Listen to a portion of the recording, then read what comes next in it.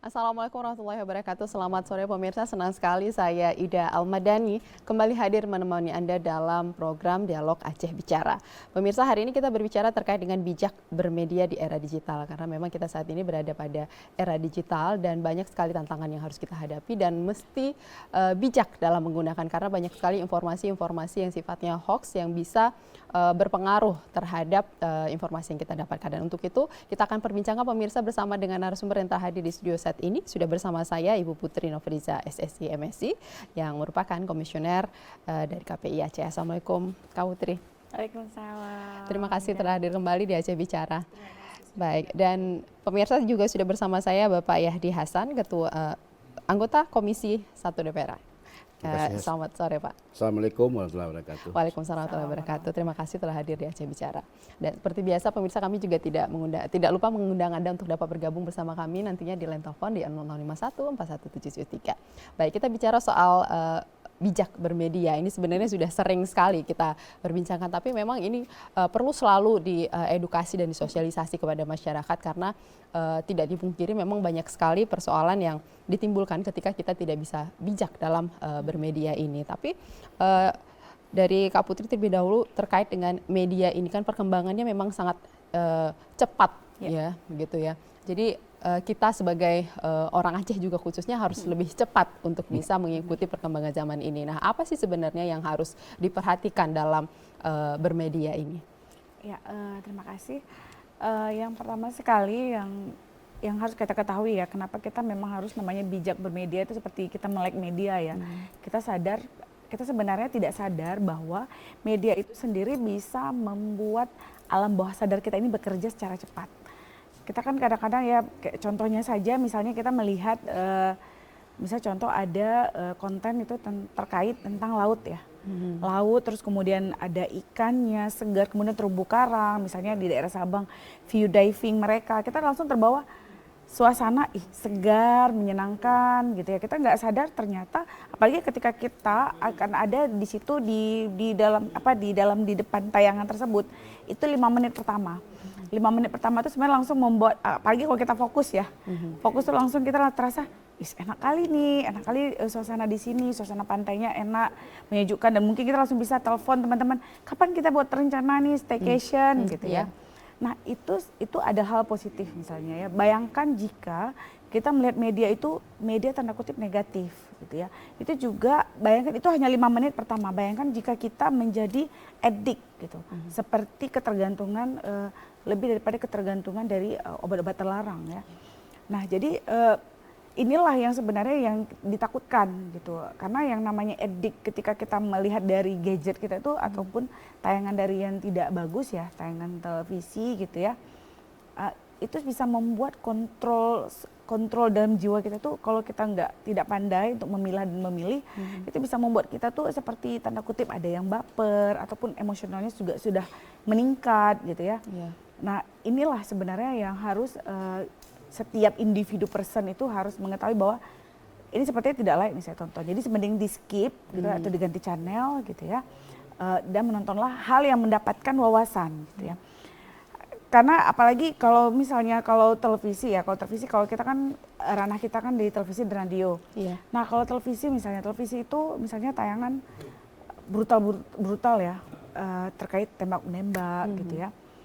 Terus ataupun film-film action yang mungkin agak sedikit kita membuat degup jantung kita agak bekerja lebih cepat seperti itu. Dan itu kalau memang misalnya ternonton itu dia antara di atas 17 plus itu mungkin sudah bisa mengkontrol. Mungkin kok di bawah itu jadi mereka bisa terakhir melihat bahwa ini benar ya sepertinya ya bisa dilakukan gitu ya. Makanya nanti kadang-kadang kok lebaran kalau kita lihat kan bawa tembak ya kan, beli-beli tembak gitu ya Pak ya.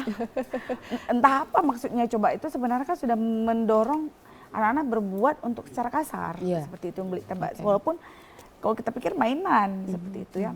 Nah hal-hal seperti inilah yang mungkin menjadi warning kepada kita ya sebagai masyarakat dan juga person juga individu dalam suatu keluarga untuk menjaga ya keluarga kita paling minimal ya gitu ya.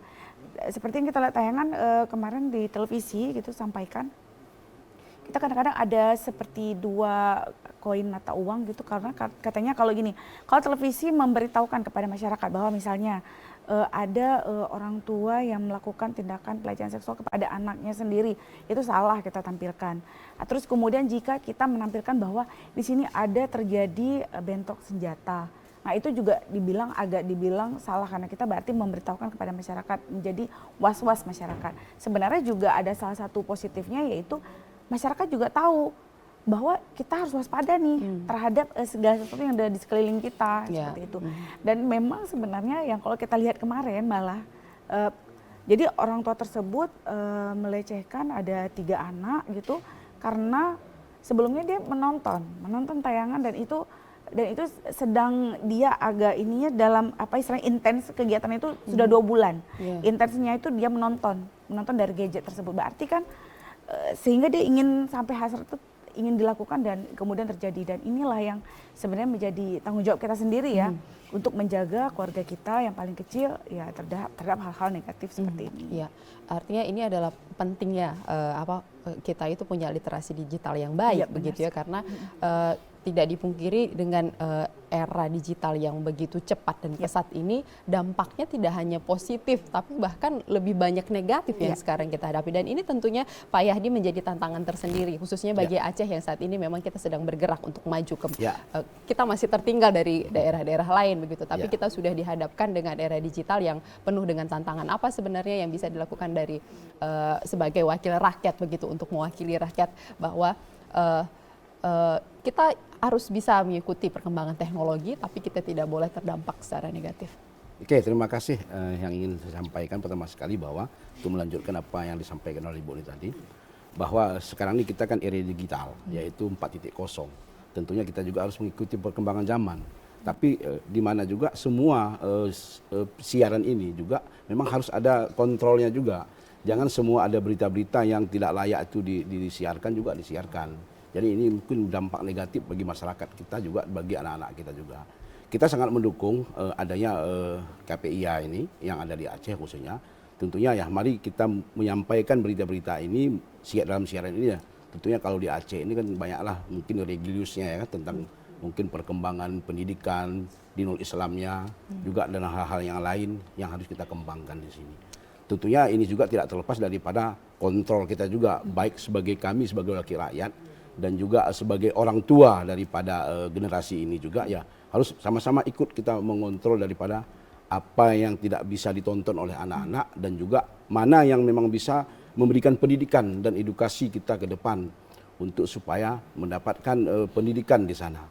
Jangan kita jadikan hari ini semua tontonan ini begitu dapat informasi belum ada saringan sama kita, langsung juga ini akan kita sampaikan ke berita-berita ke yang lain. Saya pikir dalam hal ini juga ya kami sebagai wakil rakyat juga memantau hal ini. Kebetulan KPIA ini adalah mitra kami dari Komisi 1. Juga kita komunikasi juga bagaimana supaya dalam siaran ini berita-berita ini juga bisa kita bungkus. Semoga ini menjadi pendidikan bagi anak-anak kita ke depan. Oke, kalau sejauh ini yang Pak Yahdi lihat mungkin yang ditayangkan melalui media penyiaran baik itu televisi maupun radio, apakah memang kita banyak sekali harus program-program siaran yang harus diperbaiki untuk memenuhi kebutuhan yang harusnya ada di Aceh khususnya di sini untuk generasi kita? Ya. Dalam hal ini saya pikir ya tetap sesuai dengan perkembangan zaman, kita juga harus memang membuat program-program itu yang diminati oleh masyarakat tentunya. Tapi kita juga di sana jangan juga kita tampilkan yang bukan mendidik. Karena banyak juga berita-berita seperti disampaikan Ibu tadi, adanya berita mungkin tembak-menembak, adanya keributan, tawuran. Saya pikir ini jangan seringkali kita publikasikan. Kita berikan tontonan itu kepada masyarakat. Marilah kita tampilkan tontonan ini juga yang sifatnya mendidik. Karena kan kita takutnya begini, generasi kita ini cepat sekali melihat seperti ini, oh ini bisa. Jadi sehingga dia nantinya dia juga akan menjadi seorang pelaku seperti itu. Ini yang tidak kita inginkan. Dan kadang-kadang kalau sebagian masyarakat ini juga bagi anak-anak kita bisa menjadi trauma, dia terkejut kayak Ibu bilang tadi kan. Ini yang kita hindari. Marilah seperti mungkin dulu TPRRI kan, cuman hanya kita lihat kalau pelajaran sekolah dan mungkin juga ada mungkin main-mainan juga ada seperti wisata. Ini yang sering kita gambarkan. Karena tanpa juga kita siarkan, mungkin juga masyarakat luas tidak akan melihat, tidak mengerti bahwa di Aceh ataupun di mana ada tempat-tempat wisata yang bagus di sana. Dan juga tentang mutu pendidikan kita. Ini yang harus kita jaga kualitasnya. Kalau enggak memang ya, kebetulan saya juga baru ini juga ada wawancara seperti ini juga bahwa seiring perkembangan zaman juga. Jadi penyiaran ini seperti radio dan televisi ini kan mungkin hari ini juga agak tergerus sedikit dengan adanya media online hari baru, ini. ya. Yang begitu cepat per detik bisa. Banyak sekali platform ya, sekarang yang seperti menyaingi begitu ya. Ya, seperti Artinya memang di sini ada saling ya, di mana media penyiaran menyajikan program-program yang memang layak dan menjadi tempat terdidiknya masyarakat kita yang menonton acara tersebut. Tapi tentunya karena ini adalah tugasnya KPI untuk melakukan pengawasan setelah ditayangkan begitu. Tapi tentunya harus ada kontrol juga dari masyarakat seperti yang disampaikan oleh Kak Putri tadi. Namun perlu edukasi juga, apa sih sebenarnya yang harus dinilai oleh masyarakat ketika menyaksikan satu tayangan agar mengetahui bahwa tayang ini layak ditonton oleh kalangan mana begitu, mungkin dengan anaknya, dengan dewasa dan lain sebagainya. Apa sih yang harus diperhatikan oleh masyarakat terkait dengan sebagai bentuk kontribusi untuk melakukan pengawasan begitu. Ya, jika masyarakat ya, misalnya menonton ya, kalau kita kan ranah kita kan Pak, televisi dan radio ya. Kalau untuk media baru saat sekarang ini masih dalam masa revisi Undang-Undang Penyiaran 32 ya, yang kita belum tahu nih bagaimana nih actionnya ini ya. Nah, di dalam tayangan suatu televisi itu banyak di situ ada kode-kode gitu ya. Kode-kode yang misalnya dewasa D, kemudian misalnya BO, bimbingan orang tua. Nah, hal terkecil saja misalnya bimbingan orang tua seperti kita sampaikan tadi, memang itu bisa ditonton oleh anak-anak, tapi memang judulnya saja BO, bimbingan orang tua. Harus ada orang tua di sana ya. Ini walaupun kadang-kadang orang tuanya memang di samping, tapi orang tuanya juga ikut dengan membimbing ya. Membiarkan saja. Biarkan.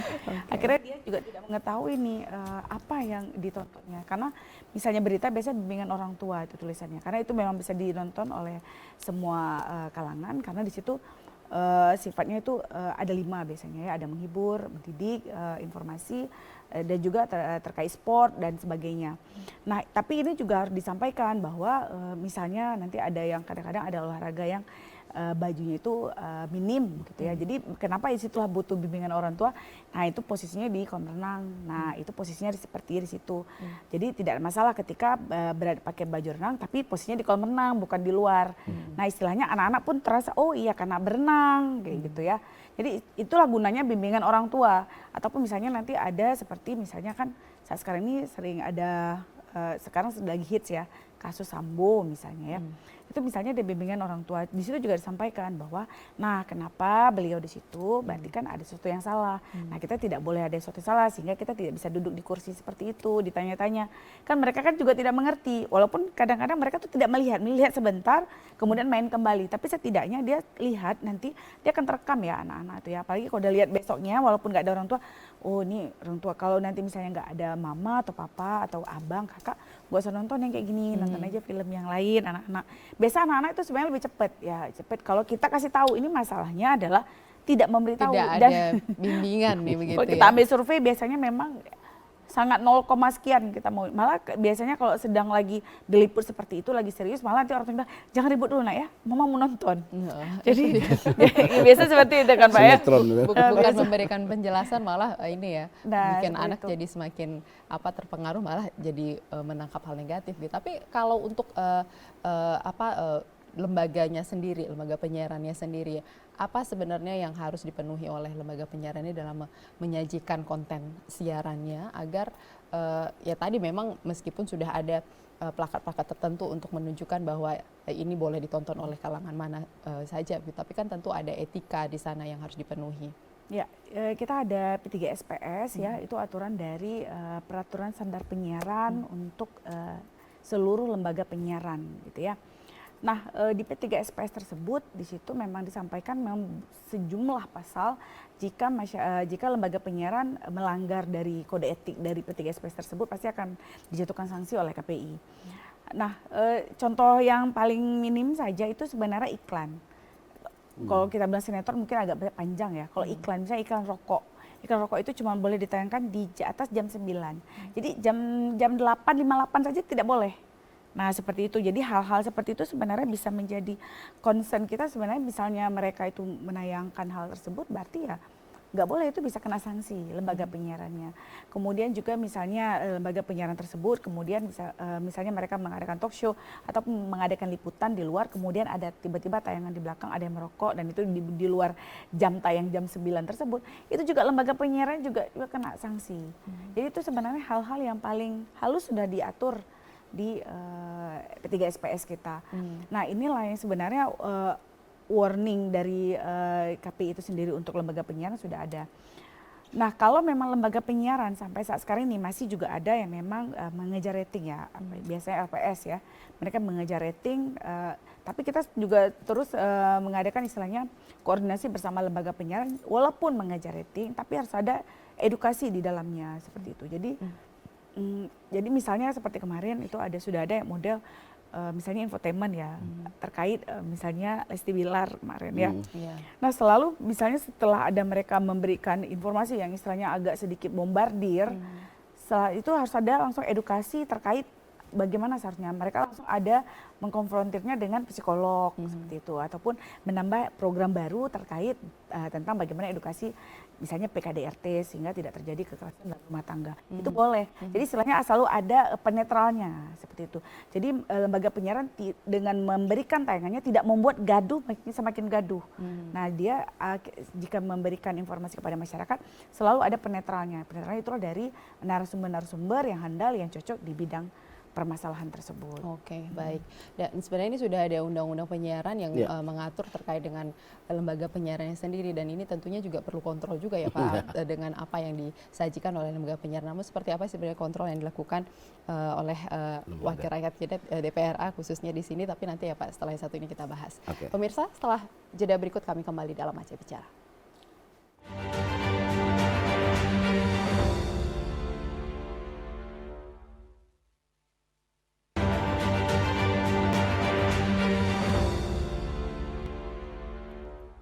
Ya, pemirsa, kami kembali dalam Aceh Bicara. Kita lanjutkan tadi terkait dengan kontrol lembaga penyiaran. Sebenarnya sudah ada undang-undang penyiaran yang mengatur terhadap apa yang disajikan oleh lembaga penyiaran ini. Tapi bagaimana realisasinya ini kan kita yang saksikan begitu ya Pak. Namun apa sih sebenarnya yang menjadi concern dari DPR begitu untuk mensupport lembaga penyiaran untuk terus menyajikan konten-konten yang memang benar-benar dibutuhkan oleh masyarakat kita dan mengedukasi begitu. Karena memang kalau kita lihat konten siaran sekarang masih ada juga yang memang menjurus ke hal-hal yang ini akan berdampak negatif kepada khususnya untuk anak-anak kita begitu. Dan ini kan perlu, tadi kita sempat bicara terkait dengan penetralan begitu kan. Ini seperti apa Pak? Oke, kita di samping daripada sebagai pengawas bagi lembaga KPI ini, selain dari pengawasan juga kita juga sering menghimbau juga, memberi masukan seperti berita-berita. Kan ini kan penyiaran ini kan ada dua nih, ada radio, ada televisi. Kalau radio itu cuma suara, tapi kalau televisi ada suara, ada gambar. Nah, di sana kita jangan fokus saja di sana tentang hiburan, juga mungkin wisata, tapi juga kita di sana juga tampilkanlah tentang pendidikan. Artinya mutu pendidikan itu juga sangat perlu. Karena kadang anak-anak ini seperti ini dia. Kalau dia melihat begitu langsung dia melihat, mungkin kadang-kadang dia juga praktekkan sama teman-temannya. Jadi ini jangan terjadilah. Jadi makanya itu perlunya sekali itu kontrol daripada orang tua. Jadi tugas kami sebagai mitra daripada Komisi 1 daripada KPIA ini adalah untuk memberikan masukan supaya semua berita yang disiarkan ini maunya disaring dulu lah. Jangan begitu berita ada langsung ditampilkan seperti itu.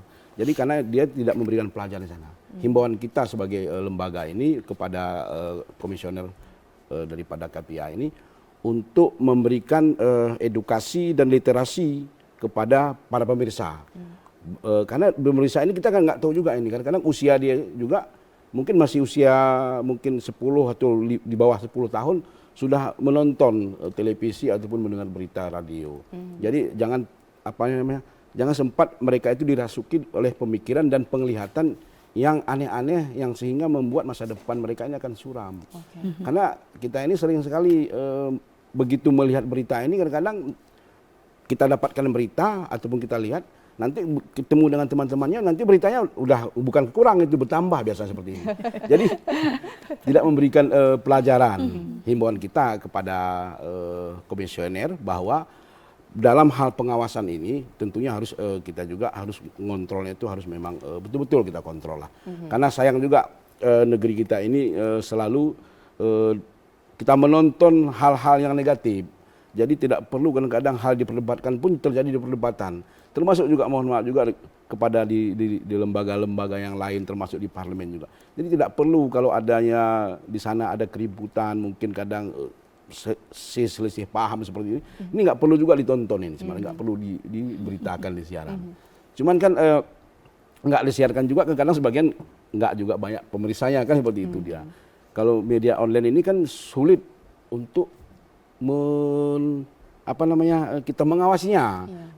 Karena belum diatur ya. Karena belum diatur itu aturannya. Tapi kalau sudah di penyiaran ini baik televisi atau radio sudah ada aturannya seperti itu. Tapi kan ini jadi tantangan tersendiri juga Pak, karena kita besok 2 November itu sudah mulai analog switch off, di mana akan tumbuh ada kesempatan akan tumbuh lembaga penyiaran yang baru begitu dengan rasio 1:12 ya Kak Putri ya. Artinya akan banyak sekali lembaga penyiaran yang hadir dan menyajikan siaran-siaran yang akan dikonsumsi oleh masyarakat, dan ini tentunya perlu kontrol yang lebih besar lagi begitu, apalagi terkait dengan informasi ini kan nanti akan sampai ke pelosok begitu, dan ini kan jadi hal yang penting untuk diperhatikan. Nah, bagaimana kemudian nanti pengawasan yang akan dilakukan sebagai support untuk KPIA sendiri begitu ya, karena ini kan ada keterbatasan juga ya yang akan dihadapi ketika tantangan ini sudah terwujud nantinya setelah 2 November. Ini memang tugas sangat bukan ringan sekali, tugas sangat berat bagi kami pemerintahan di sana. Tapi kalau kita mau sangat peduli tentang hal penyiaran ini juga begitu juga tentang berita-berita yang tidak layak ditampilkan itu ya seharusnya ya pemerintahan ini ya juga harus menyampaikan kepada komisioner ini tugas-tugas yang harus mereka kerjakan seperti itu. Karena kalau memang begitu banyak nanti media ataupun siaran-siaran yang dilahirkan izin-izinnya beroperasi, tentunya kan berita-berita ini kan semakin banyak orang melihat, semakin banyak orang ditawarkan dari satu sisi mungkin dari medianya sendiri. Ya tentunya ini tidak terlepas daripada ya mungkin ya bagi pelaku daripada usaha ini yang harus kita berikan pemahaman. Kalau apa sih efek negatifnya bila ini ditampilkan dan juga positifnya yang mana. Tentunya kita mengarahkan yang lebih positifnya lah. Kita arahkan semua daripada siaran ini. Cukuplah mungkin kita ini harus sadar bahwa kita ini harus memang bersatu untuk menantang semua memang tujuannya itu tidak baik. Harus memang ini kita lawan seperti itu saya pikir. Oke, dan mudah-mudahan nanti mungkin Aceh setelah kanun penyiaran ini rampung 100% bisa mengatasi ya. Iya, seperti itu. Sebagai antisipasi persoalan yang akan terjadi ke depan.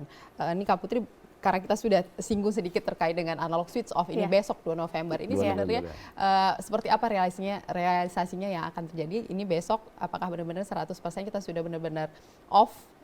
Kita yang manual ataupun yang analog tidak ada lagi, tinggal kita sudah digital semuanya. Ya, insya Allah kan sesuai dengan Undang-Undang Penyiaran yang kemudian kemarin di Undang-Undang Cipta Kerja nomor 11 tahun 2020 yang lalu, itu tepat di 2 November nanti di jam 00 itu akan di switch off kan analog. Nah, sesuai dengan rilis dari Menko Polhukam beberapa waktu yang lalu itu disampaikan secara resmi bahwa memang akan terjadi namanya switch off, tapi itu akan terjadi secara bertahap. Bertahap di daerah-daerah yang memang sudah dilihat ready dan siap untuk switch off secara total, mati secara total dan analog. Jadi tidak lagi berjalan secara multiplexer seperti saat sekarang ini ada analog juga jalan dan juga digital. Tapi masyarakat dihimbau memang untuk tidak panik ya, untuk tidak panik untuk harus beli STB mungkin secara cepat mungkin sekarang untuk bisa untuk menonton besok. Tapi insya Allah memang masih bisa nonton besok secara analog. Walaupun sebenarnya kalaupun membeli STB itu juga tidak salah karena bagus yang kita dapatkan nanti efeknya, karena nanti sudah pasti berjernih gambarnya, bersih kualitasnya, canggih sudah pasti. Nah, jadi kalau misalnya kita masyarakat di sini sekarang ini sudah membeli STB ya sebenarnya tidak ada masalah. Kalaupun belum mungkin nanti bisa bertahap. Karena sudah pasti ketika kita sudah mempunyai yang digital gitu ya, selain itu gambarnya lebih jernih, ya suara yang ditampilkan juga lebih bersih sekali gitu ya. Oh, itu gambar lebih bersih gitu ya. Itu tayangan-tayangan yang sudah masuk seperti Magna Channel, itu sudah O Channel, itu sudah bisa masuk. Dan di situ biasanya lebih kepada edukatif. Itu kalau yang swasta. Dan yang pastinya juga kepada masyarakat memang kalaupun membeli STB, kalaupun mendapatkan subsidi dari pemerintah gitu ya. Dan juga bantuan dari mereka pemenang MOOCs. Nah itu memang itu nanti akan diturunkan lewat dari Kementerian Sosial dan juga Kominfo. Itu memang di luar dari tupoksinya KPI. Tugas KPI memang untuk mensosialisasikan kepada masyarakat bahwa analog switch off itu memang akan ada, cuman memang akan bertahap seperti itu.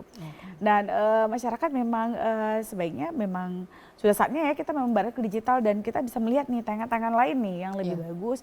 Dan nanti memang akan bermunculan setelah 2 November ini televisi-televisi baru yang akan membuat mungkin tontonan-tontonan menjadi lebih kreatif dan lebih inovatif seperti itu. Yang menjadi tontonan baru kepada kita. Masa peralihan aja sekarang kalau nggak salah saya kita sudah ada 23 channel ya di Aceh. Artinya banyak pilihan untuk masyarakat untuk memilih tayangan mana yang pantas untuk ditonton, yang cocok ditonton untuk anak, untuk keluarga dan lain sebagainya begitu. Jadi artinya memang kesempatan ini bukan adalah satu hal sia-sia kalau kita harus beli STB-nya juga gitu ya. Karena kan nggak semuanya juga dapat STB yang free ya. Ya saat sekarang ini pun kalau misalnya kita nonton yang analog ya memang mungkin karena cuaca ya, jadi memang semut-semut itu makin banyak kalau kita lihat ya, semakin membanyak gitu televisi. Ya, tapi kan kalau ini namanya sudah digital sudah bersih ya, makin cantik gitu gambarnya dan kita makin nggak sakit mata seperti itu ya. Dengan teknologinya yang tinggi dan ini juga menjadi peluang ya Pak Yahdi bahwa Aceh dengan kondisi kita saat ini memang masih dibilang kita masih termiskin begitu ya Pak. Artinya ini bisa menjadi peluang untuk memperbaiki ekonomi kita di Aceh gitu. Nah, untuk terkait dengan media penyiaran ini kan menjadi peluang yang besar ketika sudah analog switch off. Nah, apakah kita Aceh generasi Aceh ini siap untuk mengisi peluang itu? Masalah siap tidak siapnya ya kita memang harus siap mengikuti perkembangan zaman. Jadi dengan adanya muncul program baru ini ada sekitar 23 channel itu, tentunya kita akan banyak pilihan di sana. Banyak pilihan di sana dan juga kemungkinan mungkin dari segi ekonomi juga ada di sana. Tapi kembali lagi jangan cuma hanya melihat dari segi ekonomi saja. Tapi demi untuk kemajuan juga pembangunan di sana, pendidikan juga di sana, tentu juga memperkuat akidah agama di sana. Ini juga harus kita tampilkan juga berita-beritanya.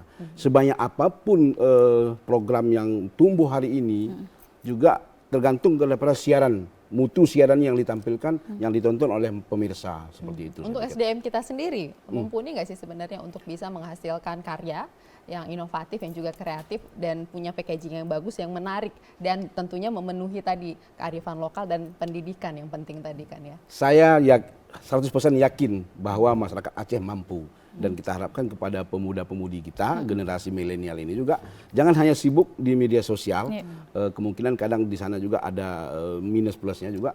Mari kita beredukasi juga berpacu di dalam hal program yang sudah ada ini juga, mari kita berkreasi di sana, beradu gagasan dan ide di sana seperti itu saya pikir.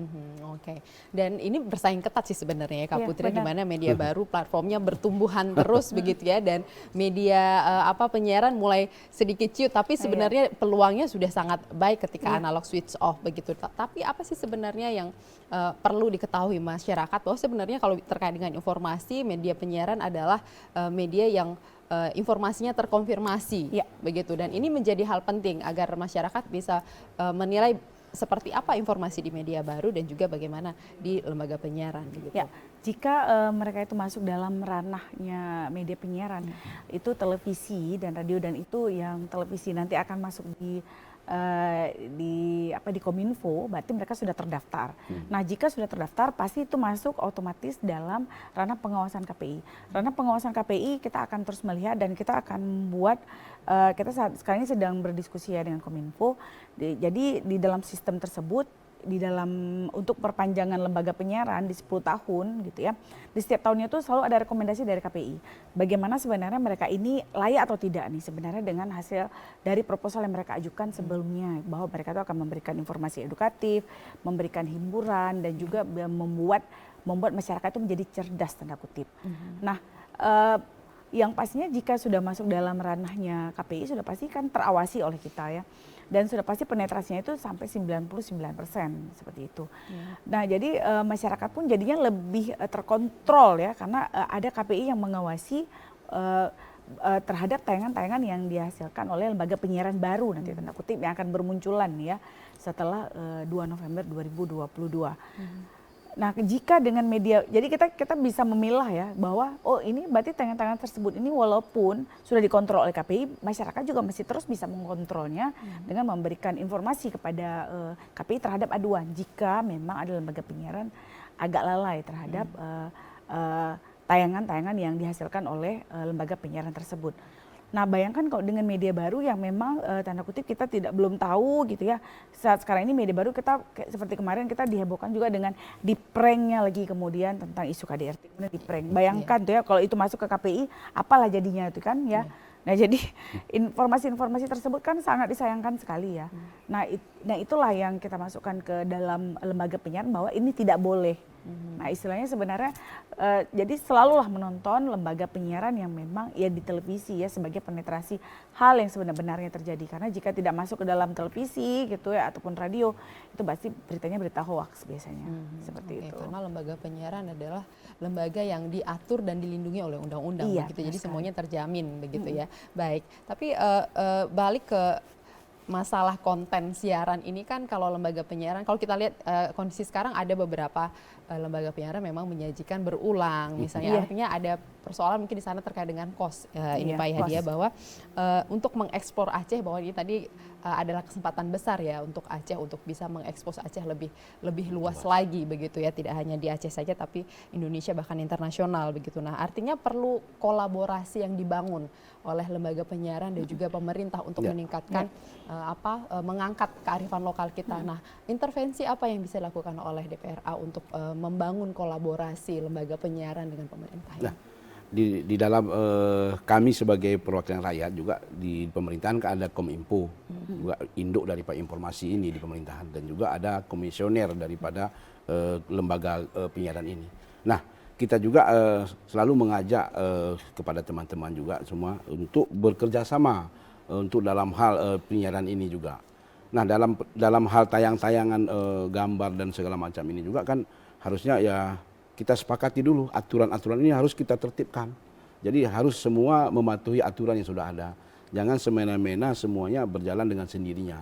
Dan juga kolaborasi ini juga ya kita padukanlah sebagai agar bisa kita ciptakan sebuah pemandangan ataupun tontonan yang sangat menarik dan bisa mengajak kita untuk berpikir yang lebih maju yang harus kita tampilkan. Karena hari ini kalau kita memang diam, tidak mau bergerak ya kita tinggal.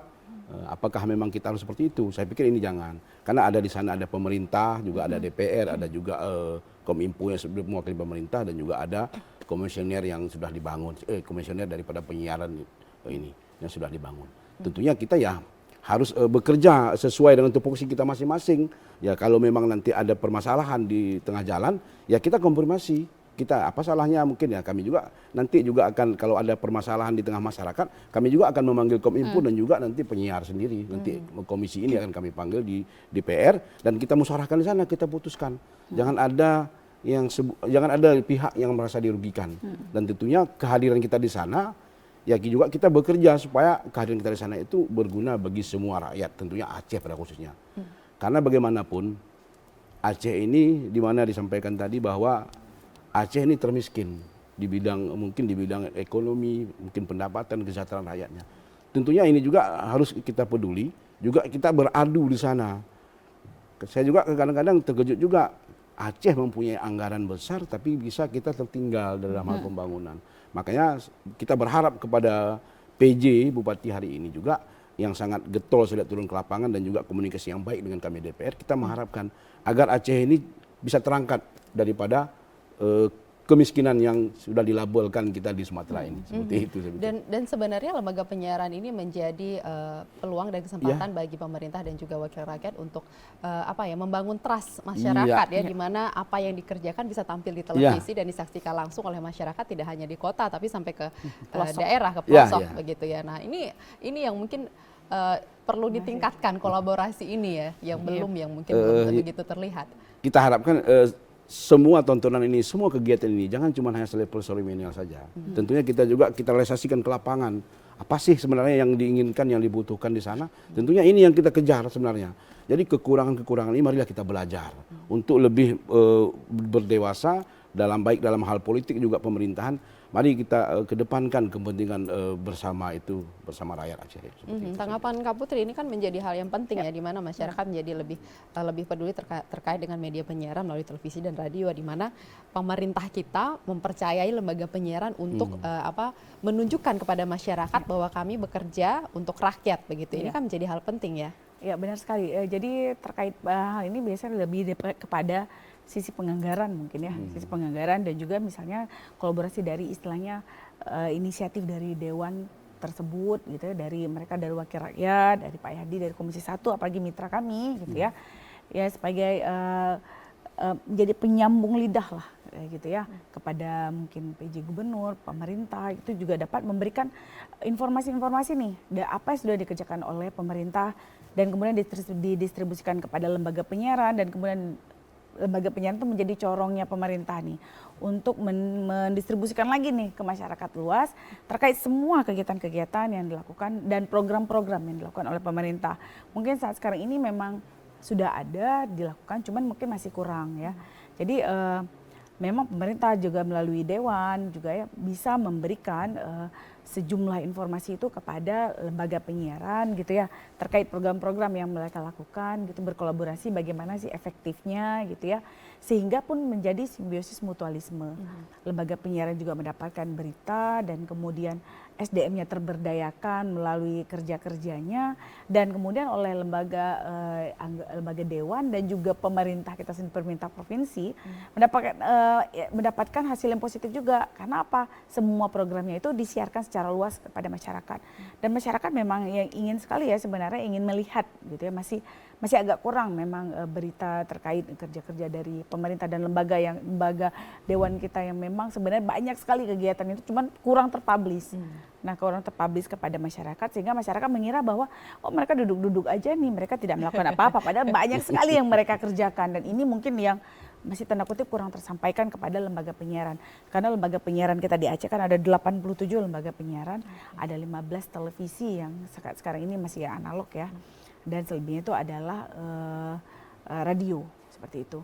Nah, jadi bagaimana yang 87 ini bisa dimaksimalkan dari seluruh Aceh gitu, dengan daerah 3T-nya itu sendiri bisa dimaksimalkan oleh pemerintah dan juga dari DPRA sendiri ya, sebagai leader kita lah seperti itu ya, bisa memberikan informasi secara menyeluruh kepada masyarakat. Apa sih sebenarnya dari 87 lembaga penyiaran yang ada di Aceh, dan KPI kan sering juga melakukan seperti FGD begitu ya, untuk melihat apa sih sebenarnya yang dibutuhkan oleh lembaga penyiaran kita. Apa yang menjadi hal yang paling dibutuhkan saat ini mungkin setelah lakukan FGD dengan beberapa kali dengan mereka? Iya, lembaga penyiaran mungkin selalu menyatakan gini, gimana nih pemerintahnya masih kurang melihat kita seperti itu. Jadi mungkin tanda kutip masih istilahnya anggaran mereka mungkin nggak ada terplotkan mungkin ke lembaga penyiarannya, baik itu televisi apalagi radio ya, ya memang hidup segan mati hampir semuanya itu. Jadi dari semenjak Putri periode awal itu Pak itu sudah mati itu lembaga penyiaran sudah 4. Jadi mati itu karena itulah kan nggak sanggup, apalagi kemarin pandemi mati lagi 2 gitu ya, karena memang nggak sanggup karena kan biaya operasionalnya tinggi ya, kita harus membiayai orang juga, kos listrik juga seperti itu.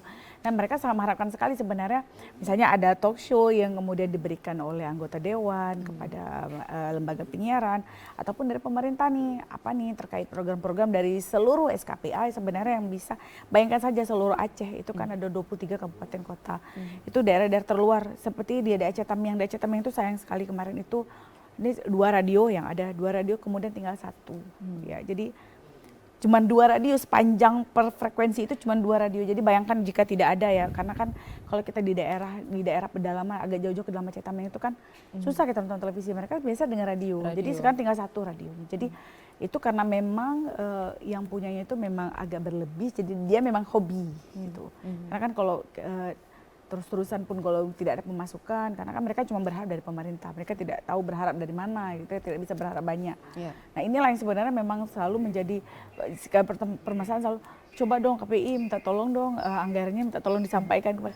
Iya, ya insya Allah siap. Kita pun sendiri Pak agak Yadi bisa gimana langsung gitu. jawab ini ya, karena ini memaksimalkan Ini Pak Yadi kan sekarang ini kan sedang refresh ya Pak ya dari perpindahan komisi gitu kan, AKD baru, insya Allah udah pasti kan dengan ada di situ ada Bang Iskandar, terus ada Pak Yadi di situ, insya Allah lebih ini lagi Pak memaksimalkan tugas-tugasnya gitu. Oke, terima kasih. Ini masukan. Kebetulan kami baru-baru ini ada pergeseran AKD. Saya baru sekitar 3 bulan di sana menjadi sekretaris Komisi 1 DPR Aceh. Jadi ketuanya ada Pak Iskandar, wakil ketuanya ada Pak Samsul Baritio, saya sebagai sekretaris. Tentunya ini masukan yang sangat berharga. Kebetulan saya dari tadi pagi jam 10 sampai tadi jam 3, saya memang membahas Banggaran. Tadi baru dengan Dinas Pendidikan, ada Dinas Daya, Dinas Rumah Sakit, Rumah Sakit Jiwa. Ini kami ini sampai hari Sabtu Minggu nggak ada nih. Sampai Senin ini harus selesaikan daripada 47 dinas SKPA itu harus selesai dalam pembahasan RAPBA ini. Ini lagi bekerja siang malam ini. Mungkin satu hari satu malam itu mungkin ada 7 dinas SKPA dan juga 10. Dan ini akan memasukkan bagi kami nanti akan menyampaikan di waktu pembahasan antara Banggar DPR Aceh bersama TAPAT pemerintahan Aceh. Ini lagi membahas memang anggaran untuk 2023. Nah, saya harapkan juga nanti dari Ibu juga hari banyak memberikan masukan kami. Apa sih gendala selama ini bagi KPIA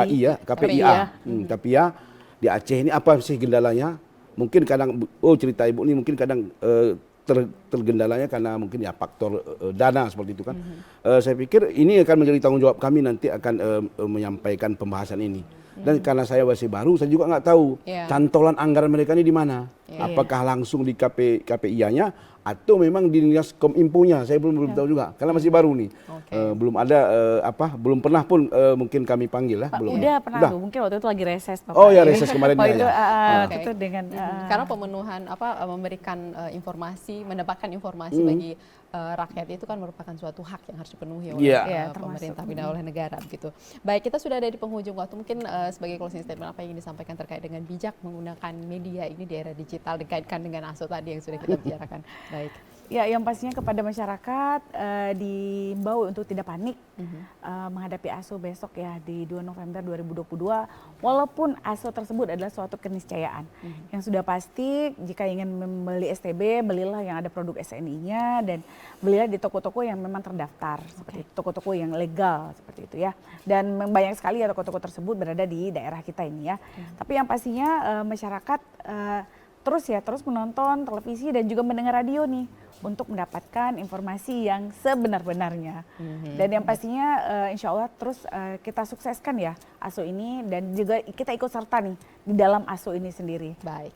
Terakhir dari Pak Yadi sedikit saja Pak. Oke, kita menghimbau kepada masyarakat, jadikanlah tontonan ini dalam siaran ini untuk menjadi pendidikan bagi generasi kita dan bagi kita juga pribadi. Seperti itu saya pikir. Baik, terima kasih Pak Yadi dan juga Putri. Terima kasih sama-sama.